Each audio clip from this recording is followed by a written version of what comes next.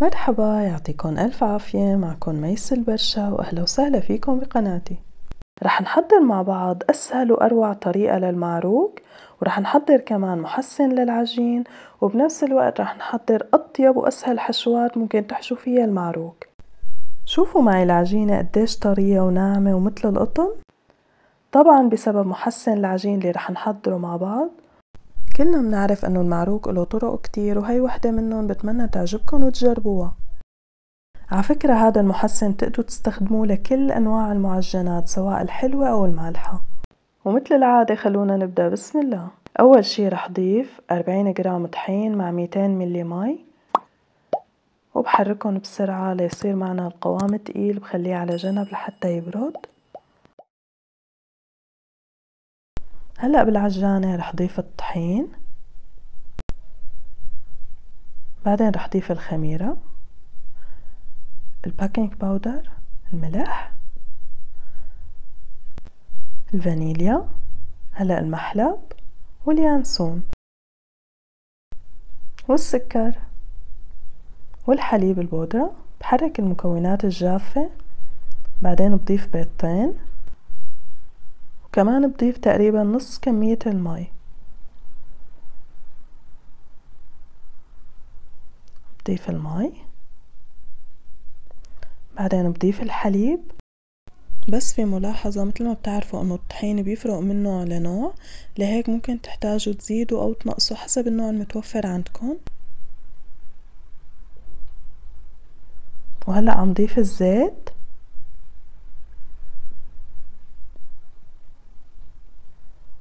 وهلأ بضيف محسن العجين اللي حضرته، وبخلي العجانة تعجن حوالي 5 دقايق.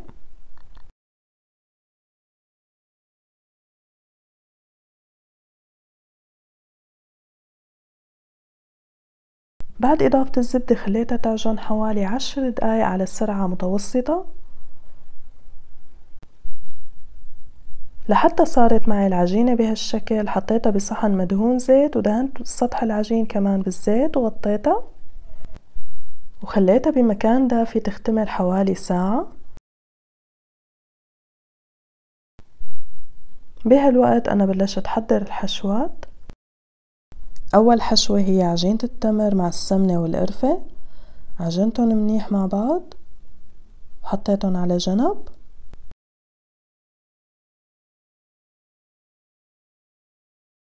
والحشوة الثانية حطيت سكر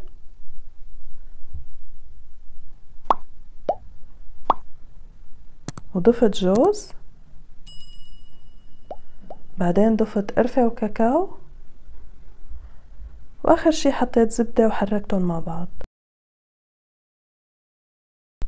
والحشوة الثالثة هي جوز الهند،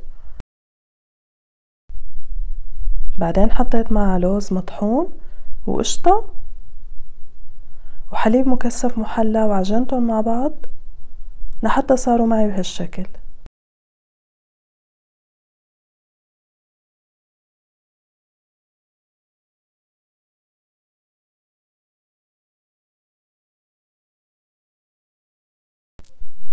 هلأ صاروا معي الحشوات كلهم جاهزين. بهالوقت العجينة اختمرت بشكل ممتاز، وصار فينا نبلش بالشغل. أنا حاولت ما أخسر الهواء اللي عبته العجينة أثناء عملية التخمير. حاولت لمها بهالطريقة،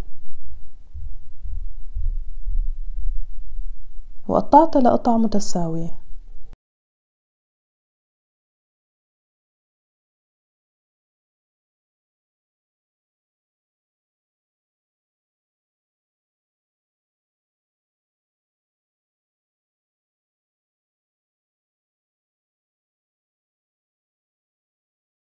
هلأ بعد ما قطعتها لقطع متساوية ريحتها حوالي 10 دقايق لحتى يسهل معي المد، وهيك صرت شكل قطع المعروق.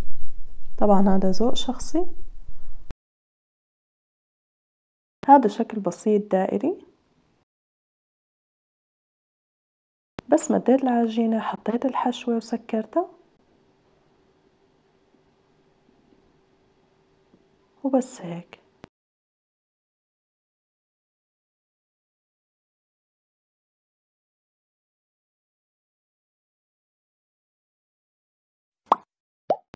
بنفس الطريقة حشيت الحشوة التانية.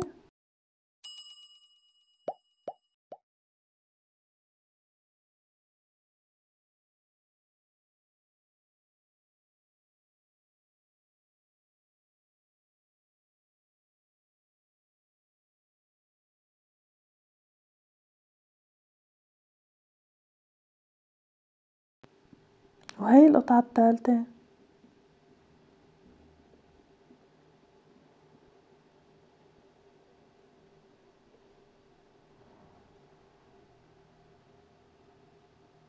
عملتها بهالشكل ولفيتها، وبطرف السكين بس عملتها على شكل الوردة.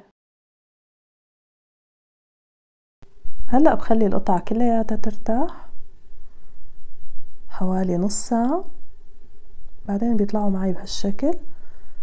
بحضر هلأ خلطة الدهن أو خلطة التلميع. رح أحط بيضة مع خل وحليب، ورح أدهن قطع المعروك. طبعا فيكن تتركون سادة أو مثلي تزينون بالفستق الحلبي وحبة البركة والسمسم. رح تدخلوهم على فرن محمى مسبقا بدرجة حرارة 180 من تحت، وبالآخر تحمروهم من فوق. وبس هيك، هذا كان الفيديو لليوم. إن شاء الله يا رب يكون عجبكم، وبتمنى إذا عجبكم تدعموني بلايك وشير وسبسكرايب، ومنلتقى بالفيديو الجاي. لوقت إن شاء الله يا رب تضلوا بألف خير.